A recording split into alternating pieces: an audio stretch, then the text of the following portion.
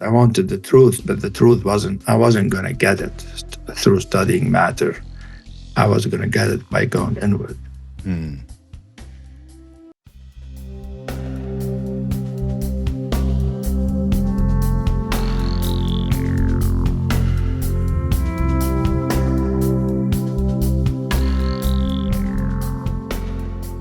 Hey everyone, it's Raghu back with Mindrolling, and I'm meeting for the first time somebody that I've known a lot about because we have a mutual friend that spoke to me so much about Hameed Ali, who goes under the name A.H. Almas with his books.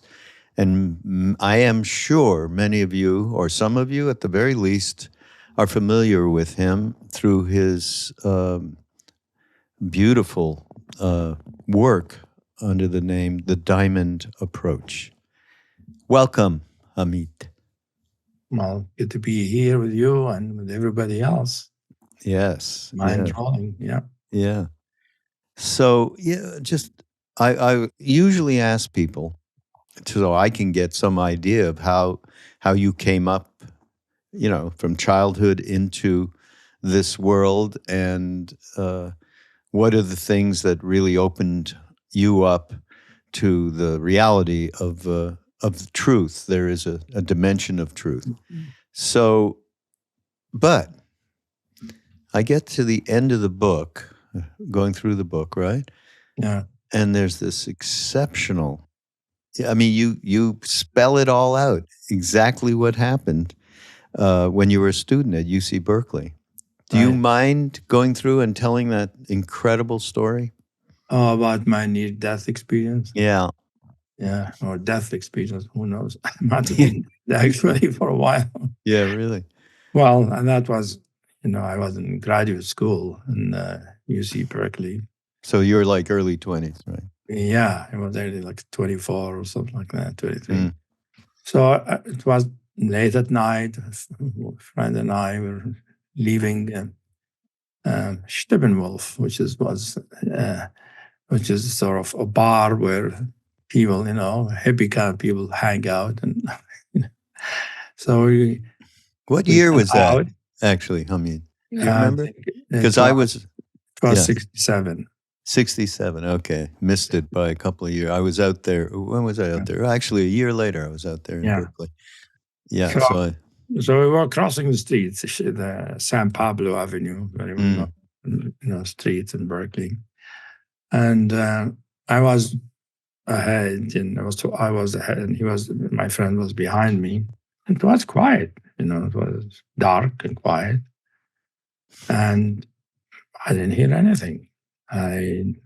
Something happened, and before I know it, I was looking down at the body, was motionless, and a motorcycle that apparently had hit the body.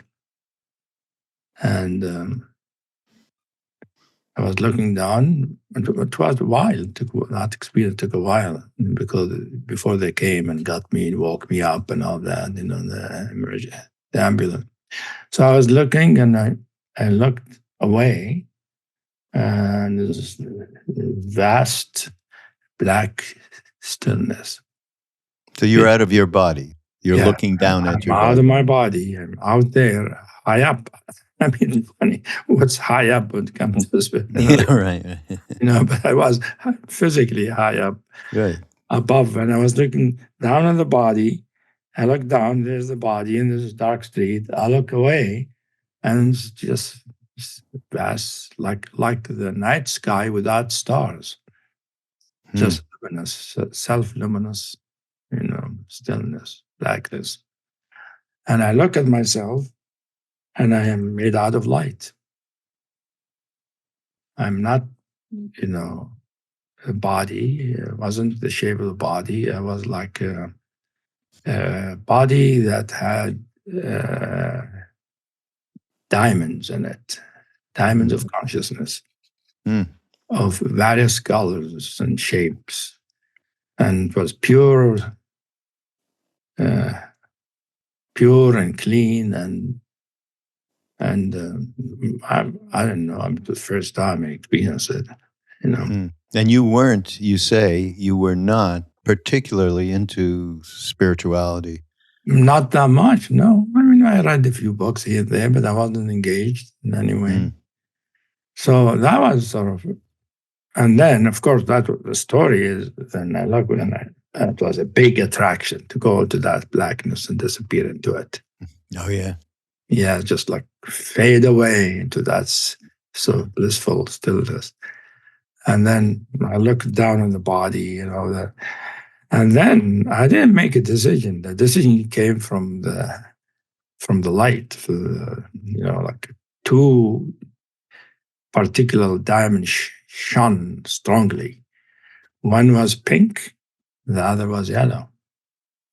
Pink felt like pure love, and the yellow was pure joy. And I saw that, and that took me into the body. It was love and joy that took me into the body. And then, why do you think that?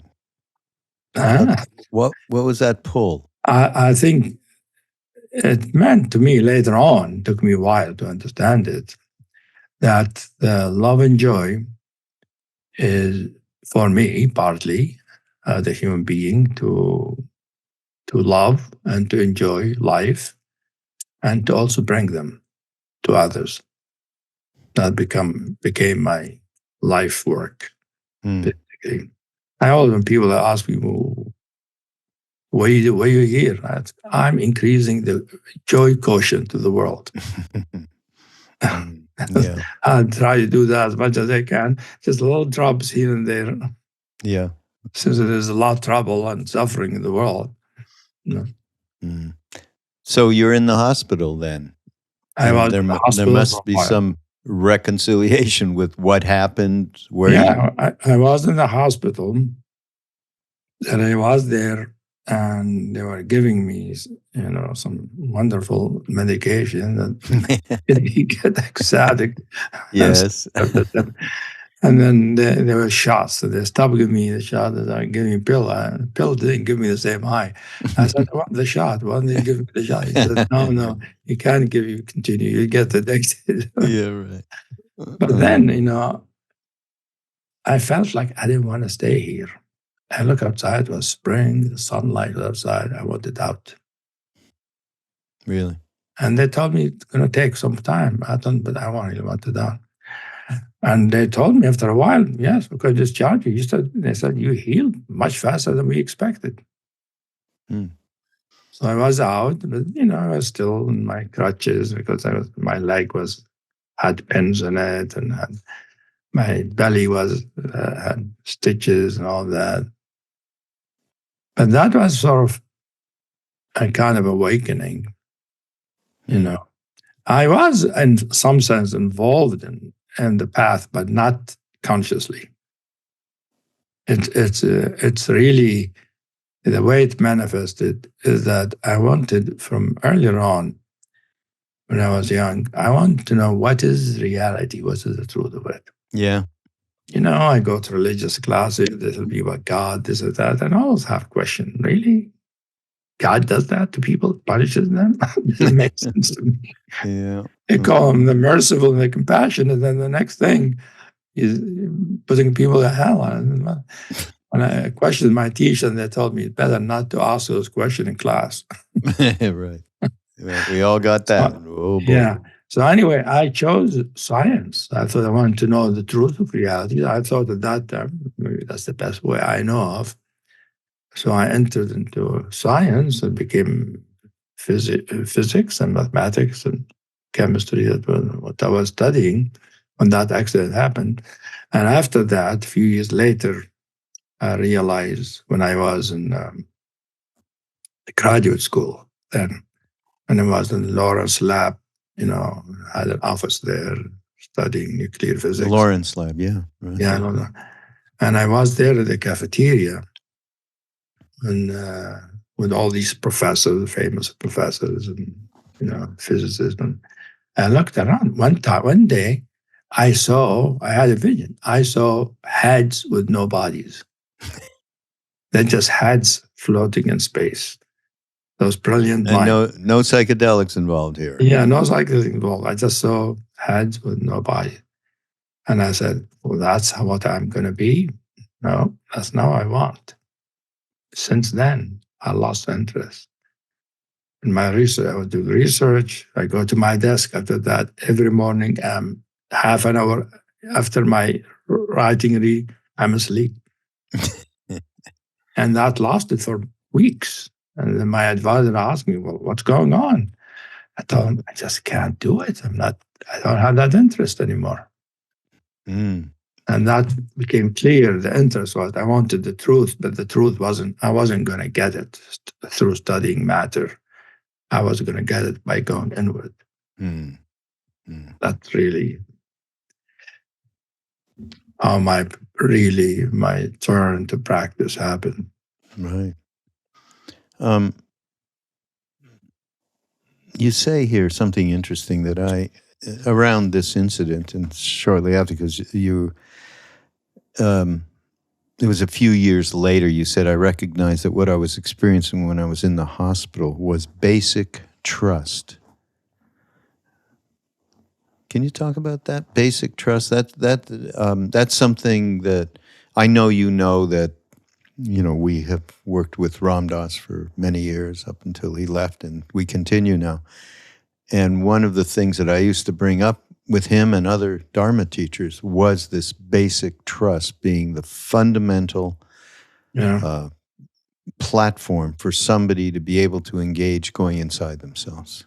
Is that what you were speaking to here? It is, yes, it is. I mean, at some point, working with students, and the way I came to it is, I recognize some of them had difficulty going inward and really uncovering what is the truth in them.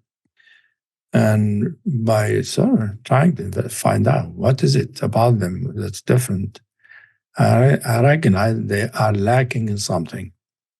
And that's what I saw. What were they lacking? Basic trust. I had it inherently, but some people had it more than others. But those individuals didn't have it much, which made it difficult for them. And that then revealed what is behind basic trust. I saw this loving field of love that pervades all reality. And I saw that when one feels that, there's just trust in reality, trust that whatever is going to happen is the right thing. And it's connected to our spiritual nature. And by exploring it more, I realized we're all born with it. However, it gets diminished because what happens? Become diminished, sort of, and get less. And so we grow up with various degrees of basic trust. But it's inherent to the human soul to have basic trust because its nature is pure and good and indestructible. Yeah. So inherently we have it, but it gets whittled away. But then there's a way to reconnect with it, to have it develop. I love how you put it, actually, in the book. I'd like to just read a little bit. My feeling was, whatever happens, and this is all, again, in the aftermath of the accident and moving out into the other realms and then somehow being pulled back in. Whatever happens is just right. And this feeling was accompanied by a sense of ease and relaxation. There was a feeling of being able to let go because of the sense that everything was being taken care of. And remember, this is despite the fact that up until then I hadn't had what people would call a spiritual experience.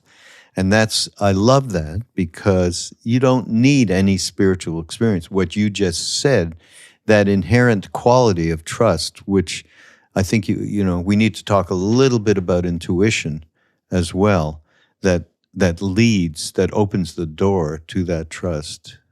What are your thoughts around that, intuition? Well, see, basic trust is really is felt through the heart. It comes through the heart. Intuition is a way of recognizing that. In fact, I mean, many people have it, they don't know they have it. They don't know what the feeling of it. But you get to actually feel it and recognize it. So the recognition of basic thoughts is as a kind of intuition, because it's not a mental recognition.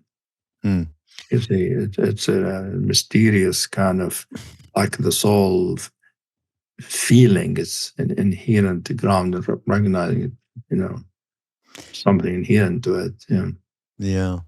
It's funny because, one of the people that we have at retreats and so on is a very good friend of Ramdas, Roshi Joan Halifax. I'm pretty sure you know who she is. Yeah, I know, yeah.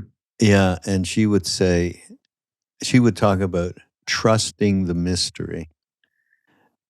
It's implicit before we are able to really open the doors of perception, as Huxley said. So, yeah, that is something that people really run from. Yeah, true. And people need, and basically the way I work with people is that they do have it, they need to recognize it and to see what limits it. So that the more it increases, the more it is manifest and a person is aware of it, the more they're willing to dive deeper into whatever. What do you, when you work with people, and people are, say, a bit stuck, many people are stuck and cannot let go, and cannot have that trust. I mean, so many people have so traumatized from an early stage of their lives. How do you work with people in order for them to gain that? Yeah, I mean, trauma is turning out it's a big deal for many people. Yeah. I didn't know that at the beginning, working with people. You wanted to see it. And then became popular, known in the culture. Well, I mean, trauma is one thing, which is more extreme in terms of what limitation of basic tasks. But many things limit basic tasks. Feeling unlovable, feeling that one is abandoned, and not being paid attention to, and punished, being judged. All these things can make one lose some intentions with basic tasks. So it's a matter of when I work with people, basic tasks, it's basically we ask the person, well, how much do you feel it? Do you feel it? Are you aware of something like that? And they say, no, and how much? I said, well, what's limiting it? What do you feel limiting it? So we find what's limiting it, what's the experience. That can bring a trauma, but brings up many things, many life situations. And it's basically seeing those things that limit it. It's because it's there. Something is limiting it. It's not like you create it, it's already there. It's a matter of seeing what's in the way. What are the coverings? What are the veils? Yeah. In my experience, having that kind of awareness of what covers that up for each individual to prevent that kind of opening, if there's awareness, it starts to burn off. Shall we say karma in my nomenclature? Yeah, there's the way I work with it is awareness and understanding. Understanding what is it that happened? How is it limiting it? A person can actually have the experience how it was limiting, or there's physical contraction, there might be heart blockage, there could be mental ideas about it. One has to be aware of all of those and recognize where they come from. I wasn't born with these things. How come I hold on to these things? So by really recognizing, that's what I mean by understanding, but experientially recognizing these obstacles or these layers, they begin to dissolve then. The light of awareness and understanding, especially if there's love for the truth. love for the truth. I mean, that's how I started to love. I want to know what is the truth. What is true? Is this true that I should be scared? Or where does it come from? What is the truth about this fear? Mm. Yeah. Yeah.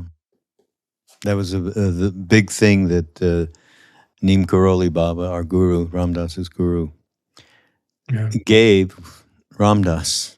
Love everyone and tell the truth. Yeah. That was a constant refrain from him that we've all had to. Yeah, I know. I mean, I love that he's done that. I mean, that he was an embodiment of that kind of thing. Yeah. And he didn't teach the usual way. He just did it. Yeah.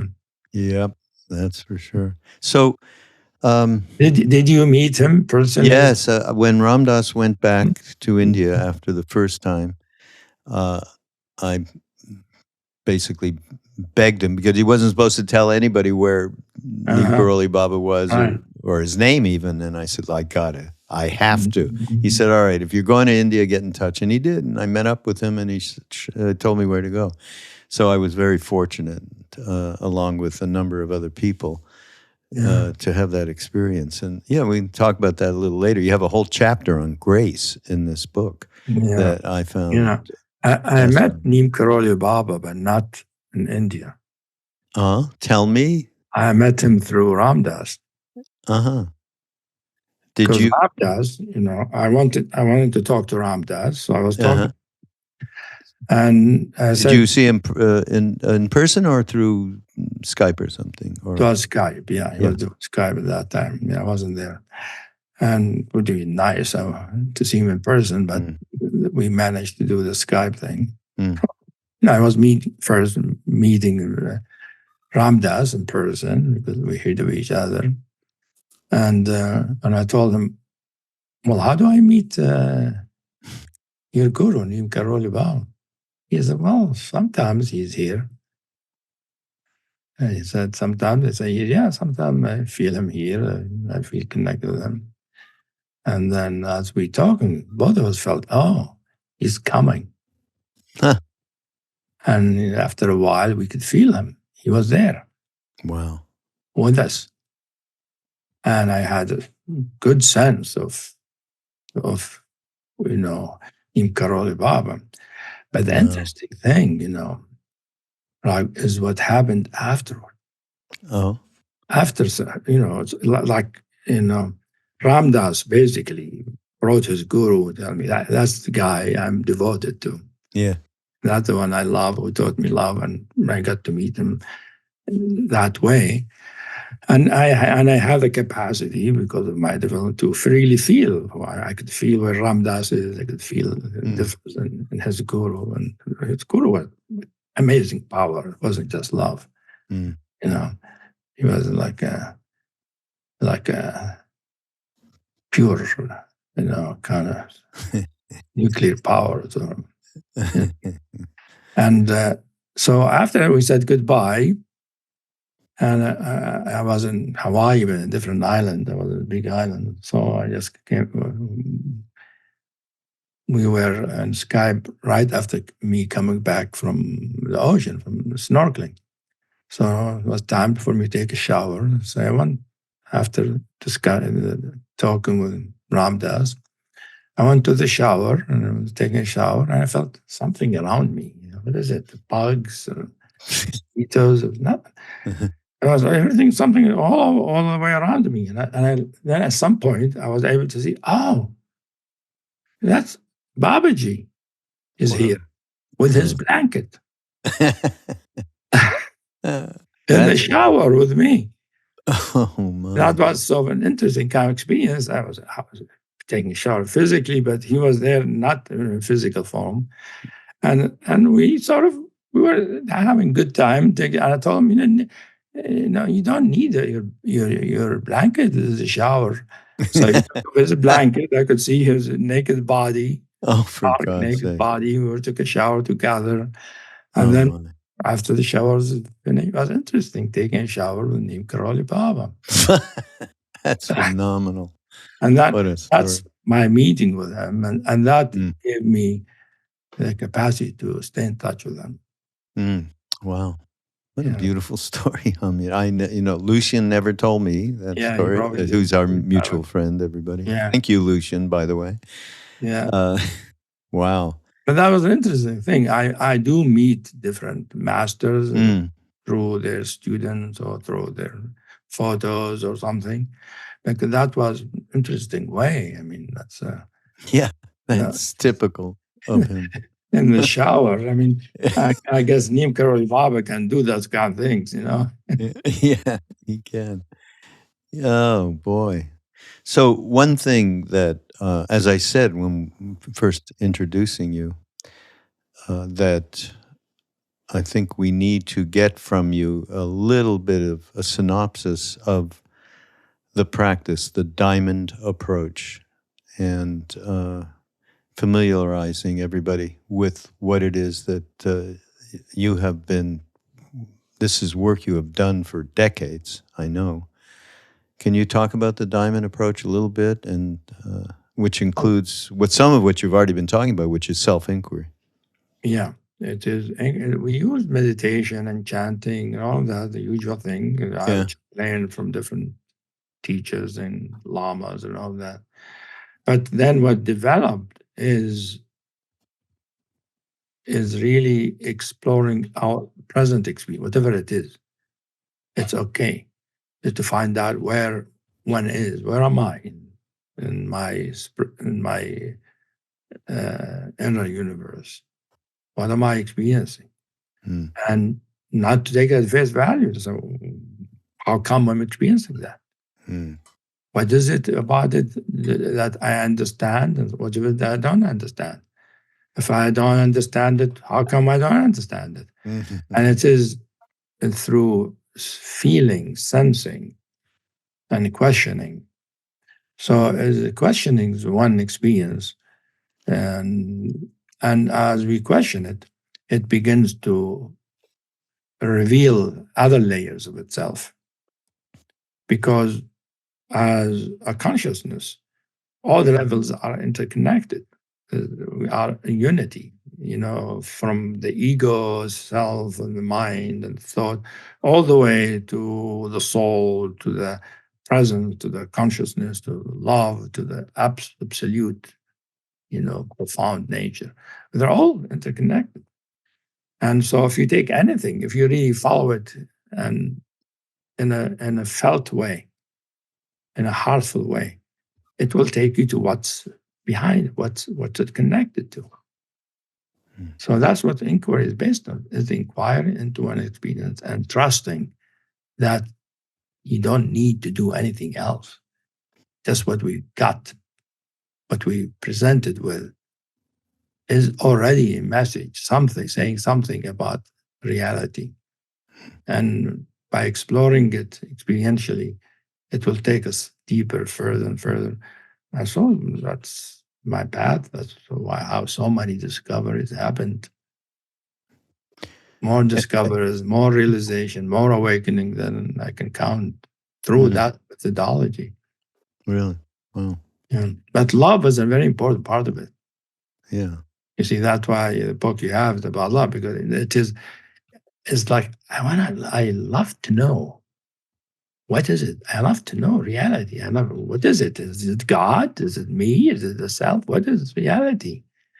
See, the deep, passionate love has to be there, and it has to be a love wanting to know the truth, irrespective of consequences. Yeah, maybe parse that up a little bit. Irrespective of because some people want to know, but they want to know because they want to feel good, and they want to have certain experience. Oh, this is not what the kind of love I'm talking about. The kind of love I'm talking about, I want to know the truth of what's happening. Not for any reason, just the truth. What is it? The facts, ma'am. Remember that one? Yeah. That's the just fact. the facts, man. Yeah. We're old enough. So just finding the truth, and the truth shows itself, because the questioner and the source of the truth are the same thing, two sides of the same thing. Loving to know the truth is already the deeper love, wanting to reveal its nature. Now, this book, Non-Dual Love, Awakening to the Loving Nature of Reality, it's got it. I'll tell you what it did for me. It created a spacious dimension around my predilections and projections of truth, reality. It created just a little, it's like a wave that opened up a door. So I appreciate it Wow. very much that way. I'm glad to hear that. Yeah. So the first line of the book basically is you talking about exploring the boundless dimensions. I mean, going beyond the dimension of working with the individual soul, I mean, our individual consciousness, that which forms our subjectivity and is the carrier and site of all of our experiences and perceptions. So, yeah, talk about that in relation to, first, what these boundless dimensions represent. You see, the soul, the teaching of the soul is something I have in common with Ramdas. Uh-huh. He talks about soul too. All the time. No. But your Buddhist friends don't talk about soul. You know, I'll tell you, but I must say, they do. Of course they don't. There's no soul. Because Buddha said there's no soul, no self, no soul. But soul is basically, is like, how can experience happen? Where does it happen? Who's experiencing it? I mean, the way usually many of the Eastern teachers say, they say, oh, it's in the mind. What do you mean mind? Whose mind? There has to be an individual being experiencing. And this being is not just a body. People think what makes us individual is the physical body. Not recognizing, yes, the physical body, but the physical body is the outer shape, the outer. In fact, the Greeks knew that already. They talk about it. Like there is an inner consciousness that imbues the body, and not only imbues it, enlivens it, gives that life. And when there's death, that consciousness leaves that body. And in fact, everybody knows that it leaves the body. I mean, just like near-death experience. Who's that? Who's having the death experience? It's not just God, or the divine in its vastness. It's some individual. So, yeah. So the path, for my path, first I learned about presence or pure consciousness in an individual way, like my presence. And then in time, this presence showed that it is not just individual, it is everywhere. And it is the nature of everything. That's what I mean by boundless. Mm-hmm. Because the nature of the soul is pure consciousness or pure awareness or pure love, whatever you call it. And exploring that and dedicating oneself to the truth, that consciousness shows itself to be, has no shape or size and no limits.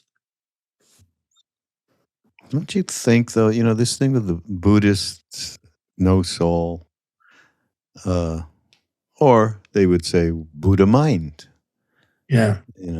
When Ramdas used to, he would, like, all of a sudden he'd be talking and he'd talk about soul. And Jack Kornfield say, because we always had some of his and our Buddhist friends there.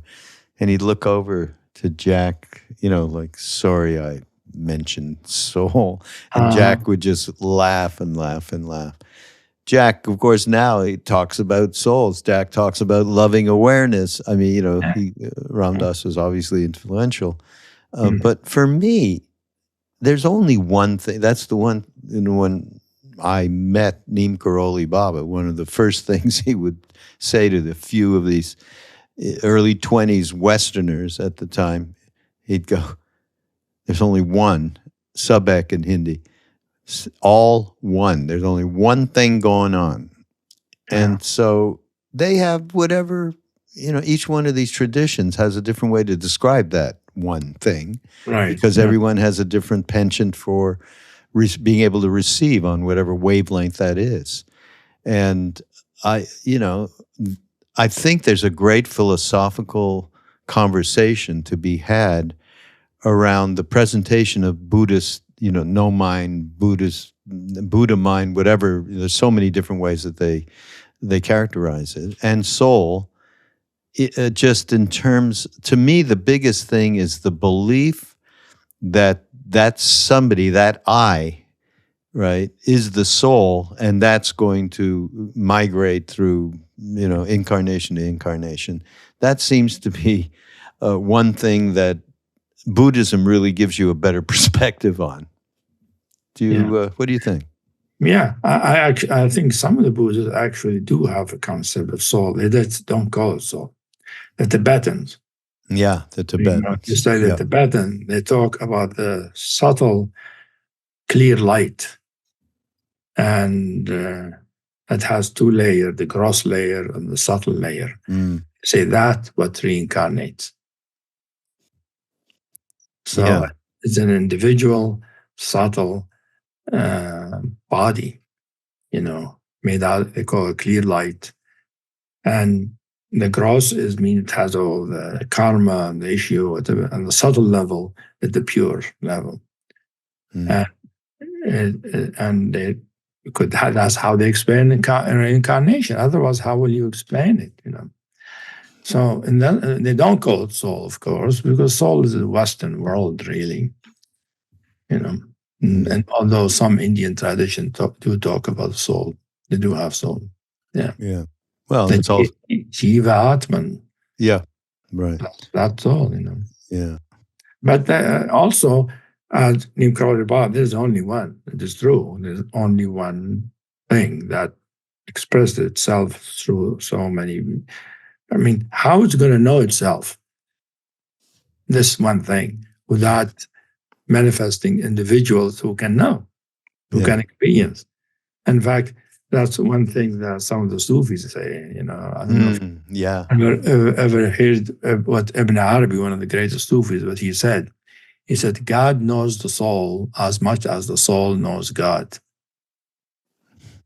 And then they ask him, what do you mean? He said, well, the soul needs gods to exist because God gives it its being.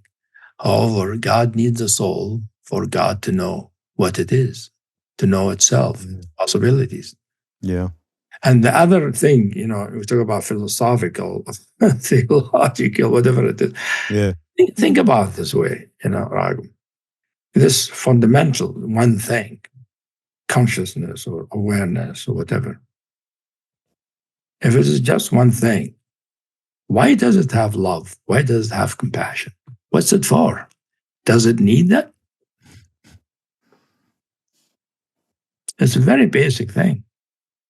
There's love, there's compassion in it, there's a sense of fulfillment. What's it for? God doesn't need love, doesn't need compassion. It's particular beings who need it. So it's inherent in the fundamental nature of spirit that there are beings, individual beings.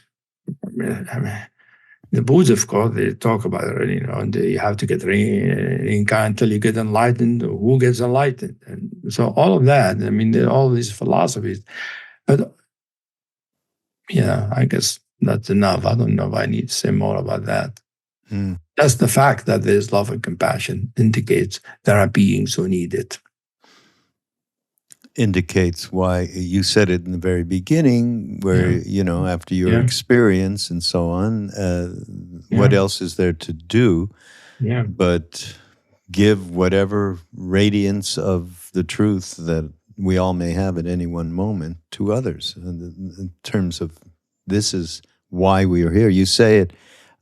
So this book it's funny, Hameed, because preconceived notions and knowing a little bit about the diamond approach and so on.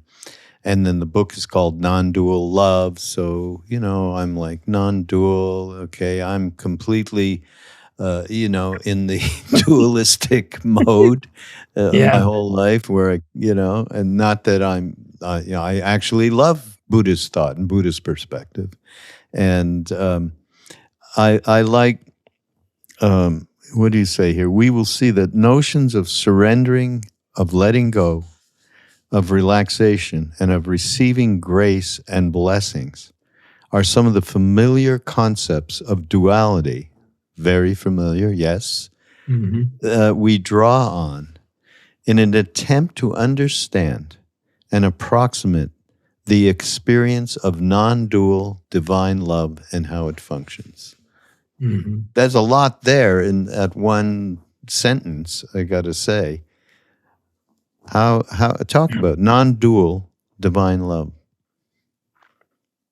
You see, the reason I call it non-dual, I call it divine love usually. Yeah. Boundless divine love. Divine love is a dimension of love, because love has many kind of qualities, many dimensions. It's a whole universe. It's not just love and that's it. There's many qualities, like there's passionate love, there's melting love, right? There is appreciative love, all kinds of love. But, transactional love. Yeah, all these things. But the love also has dimension. One of the deeper dimensions of it, by dimension, I mean the whole universe of it, the whole ground, infinite. That's why I call boundless dimension. So, in talking with Shambhala, who published my book, we were trying to find the title for the book. And I said, well, I call it Divine Love. They said, well, Divine Love, there are many books called Divine Love. I said, okay, how about Universal Love? She said, no, there are many books. So we need to find some title.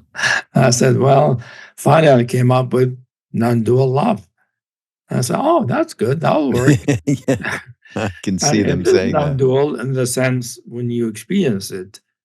If you experience actually divine love, because it is everywhere, it is the nature of everything, there is no separation between one thing or another, which is the very definition of non-dual.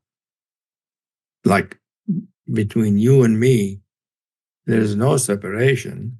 And the non-dual love perspective is like we are two waves of the same ocean. So in that sense, non-dual.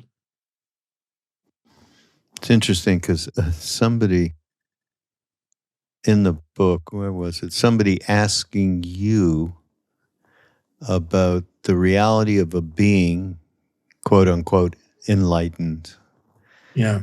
Their ability to maintain that kind of if they're enlightened, there's inherent in it is no more polarization. But they said, well, but it's not possible. They understood. It's just not possible for a human to sustain that. And then you, I don't even remember exactly what you said, but it tripped me back into the experience of Neem Karoli Baba. And the first thing I knew when I met him, holy shit, there's nobody in there the way I'm used to somebody being in there that I can have a transactional thing going on. Yeah. I've never experienced anything like that. Yeah. So from that point of view, I have to say to your student, yes, it is absolutely possible. I think it's very rare. They used to say to us in India, for every 1,000 saints that come out of the mountains and so on, there's 100 or 10 siddhas. And the siddhas in their nomenclature is about that being that has gone beyond polarization and there's no more me and you. Yeah.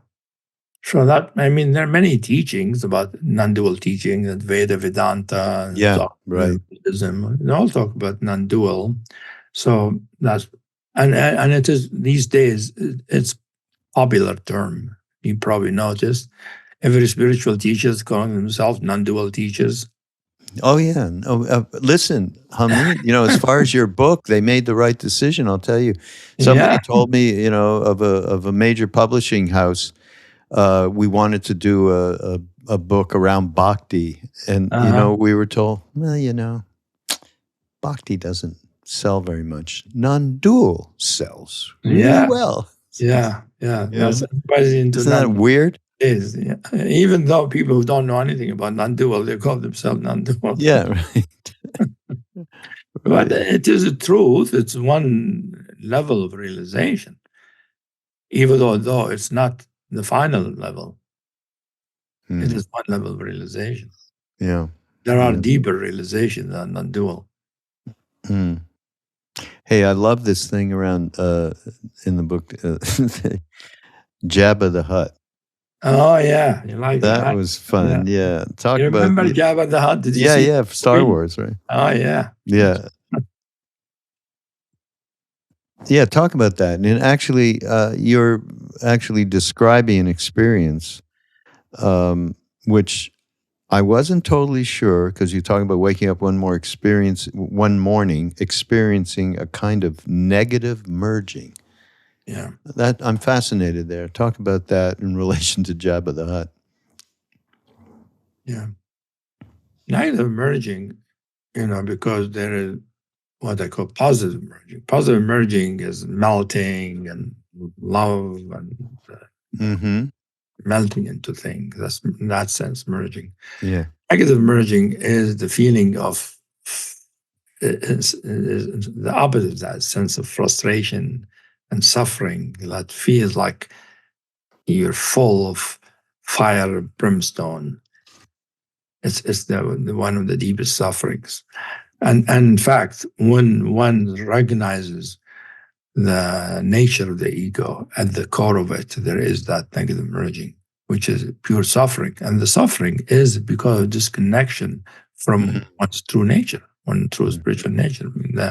I mean, disconnected from the goodness, from the basic goodness, the basic trust and goodness and love, and also beauty and amazing thing to be disconnected from that. That must be quite a big thing. Most people don't feel that level of suffering. It takes a lot of work, a lot of advancement on the path to recognize the suffering from just not being what we truly are. Wow, I don't know. I think a lot of, well, I mean, I experience people, come through everything we do, retreats and all that stuff. And they are aware of a deep unhappiness, a deep dissatisfaction. Yeah. And it is turning them to at least ask questions, at least look out for what possibly may make a difference for them. Yeah, there are many people who come to a path out of that, who are aware of it. I'm talking about the whole of humanity. Most of humanity are suffering. Yeah, but they're not aware why they're suffering. You see, that's why the Buddha at the beginning, if you remember, didn't want to teach. Right. His initial story after his enlightenment, he looked around, he had the ability to see and said, nobody's going to believe me. Everybody's busy, everybody's suffering. He did it. He wanted to teach that because of suffering, but people are not aware of it. They don't know. Most people don't know. It's not their fault. There's no blame. That is the nature of humanity. And that, a human being, I see it as a natural stage. The ego development, the natural stage, nothing wrong. It's part of the development of the soul that it develops an ego so we could live in this physical world and survive and make a living and all.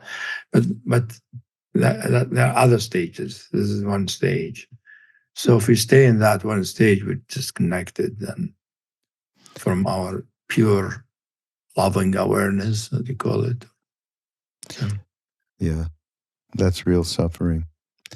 And of course, we can't forget that, more reinforcement for the reality of reincarnation. Yeah. And Jabba the Hutt, of course, you brought in Jabba the Hutt. yeah. The Jabba the Hutt is when we're not connected with that inner truth, which is complete abundance, complete richness, and the true inner treasure. When we are in touch with our true nature, we feel free, feel a sense of goodness, deep rest and stillness, but a sense of richness. Like that, why? And the richness, if one who is feeling that richness, they're naturally giving, not because they want to give. It just overflows, it shines and overflows. And when one is not in touch with that, they want riches from the world. One what? Retreats? One wants the riches wants the riches of the world. Yeah. Money, fame, sex, power, comfort. That's what Jabba the Hutt is all about. You remember Jabba the Hutt is this big, fat guy. He wants everything, and he wants all these dancing girls. He just insatiable lust and wanting for all these external things. And the Jabba the Hutt resides in the ego as one level. In fact, everybody got their Jabba the Hutt, which is the greed for things of the world. Because we're not in touch with the inner richness, naturally, it will translate into the greed, because we know at the depth we should be rich. Intuitively, we know we should be rich, but we're not rich. So what do? We have to get what we think will make us rich.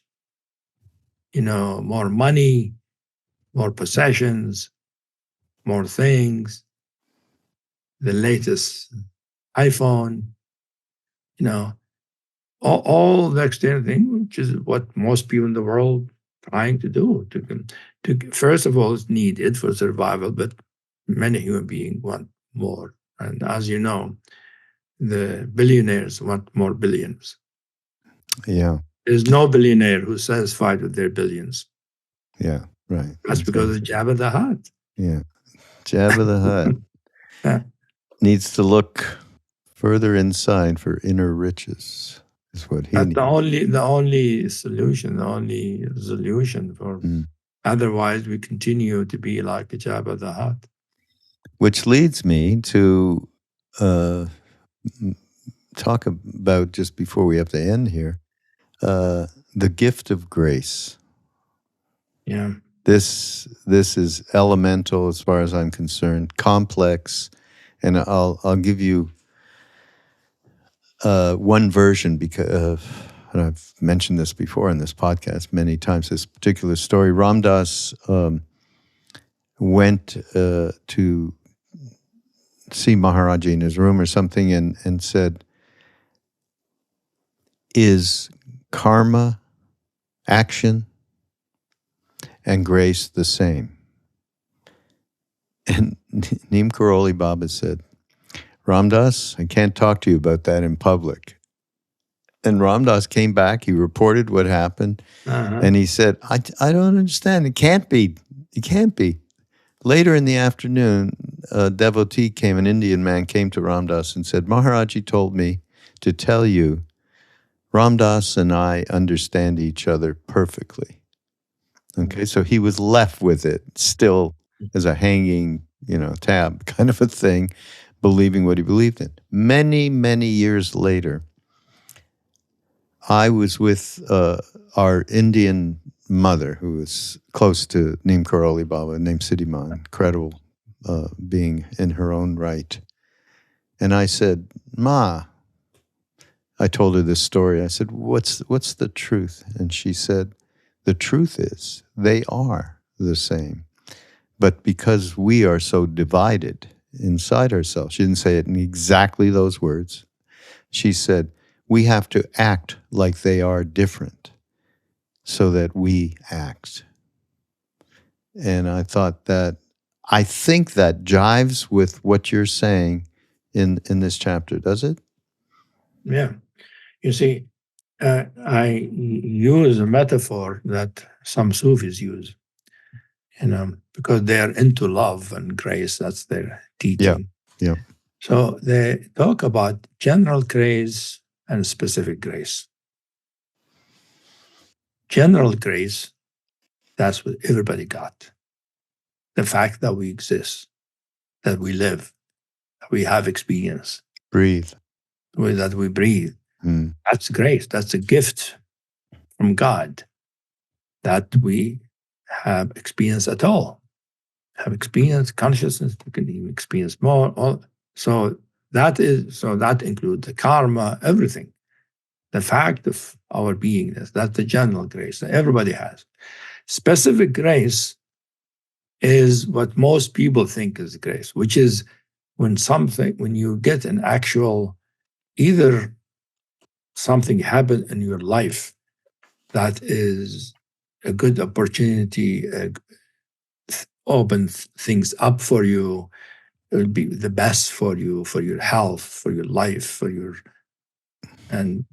or it appears as a spiritual experience, as some kind of a rain of love.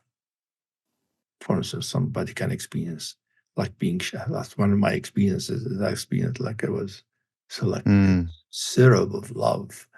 It was pouring over me, melting me, until I all completely disappeared. That's specific grace. That's not general grace. That's what most people call grace. Yeah. But there's a general, which is what Neem Karoli Baba was saying, it includes karma, because the fact that we are is actually amazing. Think about it. That we exist, we actually can experience. We can know what we experience. We can enjoy things. We can grow. We can develop. I mean, what are these things? How's that happens? Yeah. It's a miracle. Yeah. And I would say the greatest grace of all is that we actually can start caring about other people other than our 24/7 preoccupation with ourselves, which I just actually... Which is what we need these days in this world. I mean, you look at this world these days. What's happening? Why is it getting worse and worse and worse? Is because people are not expressing their good nature. They're expressing Jabba the Hutt. Yes. Such as enmity and divisions and racism and discrimination and inequality and wars and killing. I mean, I don't get it, actually. How can a human being kill another one? When you really feel your nature, it's like, what? You can only do something that make them happy. When you just said, when you really feel your nature, well, I'm thinking that many of these people who are perpetuating these actions are not feeling that nature. They are looking, as we've been describing, more power, more money. Yeah, they're disconnected people. Yeah. They're suffering themselves too. Yeah. I mean, even the dictators they're suffering. They're not having really good time. Yeah. Yeah. Well, Ramdas used to say, I put Mr. Trump's picture on my puja. I said, really? That's one, because he used to do that all through decades with somebody that he couldn't get along with, shall we say, morally. And I said, well, is it helping? And he said, well, I got to the point where I can really relate with the soul, and that soul is suffering through a really unfortunate incarnation. And that's who I'm talking to, not talking to the politician and the ego maniac. I'm talking to the soul, because each one of us has that within us, and however covered up it may be. So, yeah. Jabba the Hutt lives in Jabba everybody. the Hutt. Yeah. And unless absolutely. we recognize our good nature, Yeah.